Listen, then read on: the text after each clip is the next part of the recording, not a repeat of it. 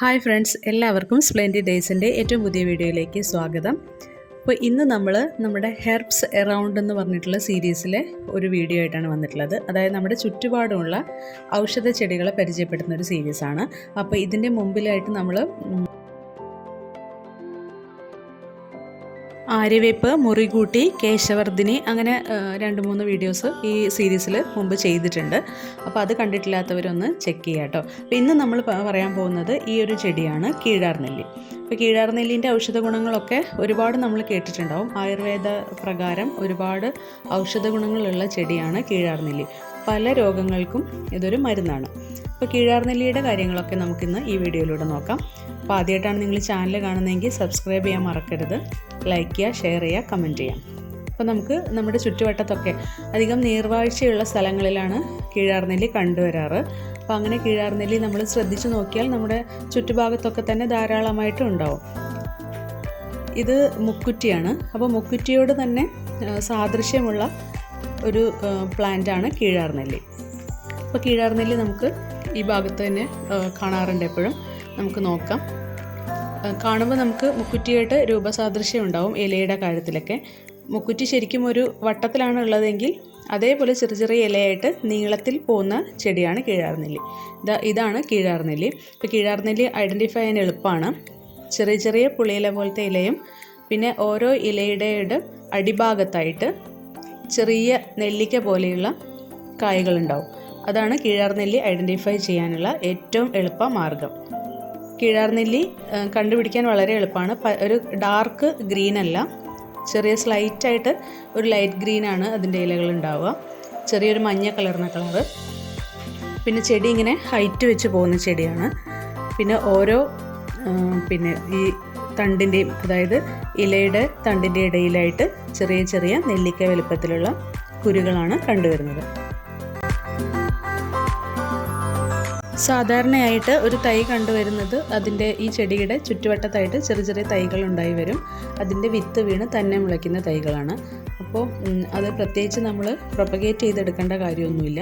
കീഴാർനെല്ലി വളരെ കോമൺ ആയിട്ടുള്ളൊരു പ്ലാന്റാണ്.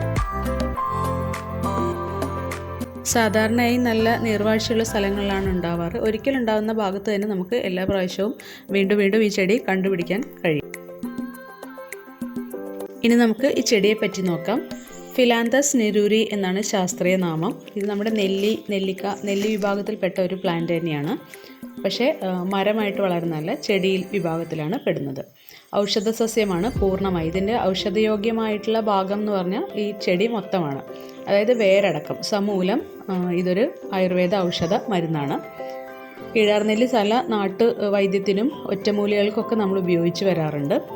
മഞ്ഞപ്പിത്തത്തിൻ്റെ ഒരു മരുന്നായിട്ടാണ് നമ്മൾ കൂടുതലും കേട്ടിട്ടുള്ളത്. പഴകിയ മഞ്ഞപ്പിത്തം പോലും ചികിത്സിച്ച് മാറ്റാൻ കീഴാർനെല്ലി കൊണ്ടുള്ള ചികിത്സ വളരെ ഫലപ്രദമാണെന്ന് നമ്മൾ കേട്ടിട്ടുണ്ട്. ഇതിൻ്റെ ഇലകൾ വളരെ തിന്നാണ്, വളരെ കട്ടിയില്ലാത്ത ഇലകളാണ്. ഇതിൻ്റെ അടിയിലുള്ള കായകൾ ഉൾപ്പെടുന്നതാണ് നമ്മൾ മരുന്നായിട്ട് ഉപയോഗിക്കുന്നത്. ഈ ഇലയും നമ്മുടെ മുക്കുറ്റിയുടെ ഇലയും തമ്മിൽ ശരിക്കും രൂപസാദൃശ്യമുണ്ട്. ഇങ്ങനെ നമ്മൾ കയ്യിലെടുത്ത് നോക്കുകയാണെങ്കിൽ. ഇനി നമുക്ക് ഒരു മുക്കുറ്റിയുടെ ഇല ഒന്ന് പരിശോധിച്ച് നോക്കാം. ഇതാണ് മുക്കുറ്റിയുടെ ചെടി, നിങ്ങൾക്ക് അറിയായിരിക്കും. ഒരു വട്ടത്തിലാണ് അതിൻ്റെ ഇലയുടെ ലീഫ് പാറ്റേൺ വരുന്നത്. പക്ഷേ ഈ ഇലകൾ എടുത്ത് നോക്കുമ്പോൾ ആ ഇലയും തമ്മിൽ വലിയ വ്യത്യാസമൊന്നും കാണാനില്ല.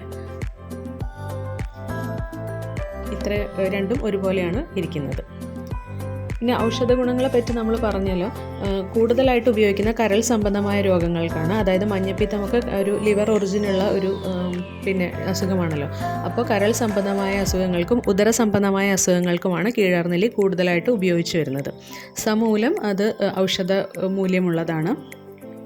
മാത്രമല്ല ചെറിയ ചെറിയ നാട്ടുവൈദ്യങ്ങൾ, അതായത് നമ്മുടെ വയറുവേദന അല്ലെങ്കിൽ മൂത്ര തടസ്സം അങ്ങനെയുള്ള പല അസുഖങ്ങൾക്കും ഈ കീഴാർനെല്ലി അരച്ച് വെള്ളത്തിൽ കലക്കി കുടിക്കുന്ന ഒരു നാട്ടു രീതിയുണ്ട്. നമുക്കറിയാം മഞ്ഞപ്പിത്തത്തിനൊക്കെ വൈഡ്ലി ഉപയോഗിച്ചു വരുന്ന പല ഇംഗ്ലീഷ് മെഡിസിൻസ്, അലോപ്പതി മെഡിസിനിലെയും ഒരു എക്സ്ട്രാക്റ്റ് എന്ന് പറയുന്നത് ഈ കീഴാർനെല്ലിയുടെ എക്സ്ട്രാക്റ്റ് അതിലും കണ്ടുവരാറുണ്ട്. അങ്ങനെ വേര് വളരെ തിന്നാണ്. ഈ വേര് കൂട്ടിയാണ് നമ്മൾ കഴുകി അരയ്ക്കുന്നത് മഞ്ഞപ്പിത്തമുള്ളവർക്കൊക്കെ കൊടുക്കാൻ വേണ്ടിയിട്ട്.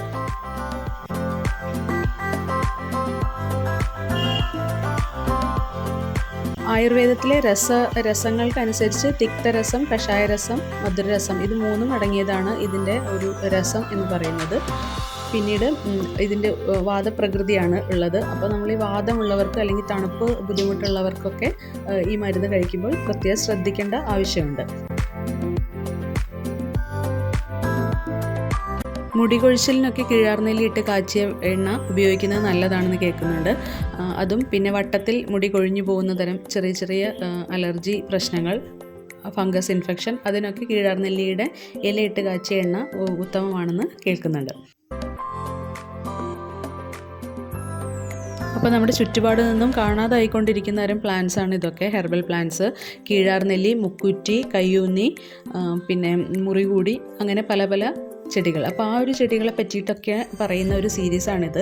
അപ്പോൾ നിങ്ങൾക്ക് വീഡിയോ ഇഷ്ടപ്പെട്ടാൽ ലൈക്ക് ചെയ്യുക, നിങ്ങളുടെ അഭിപ്രായങ്ങളൊക്കെ കമൻറ്റ് ചെയ്യാം, ഫ്രണ്ട്സിനൊക്കെ ഒന്ന് ഷെയർ ചെയ്ത് കൊടുക്കുക.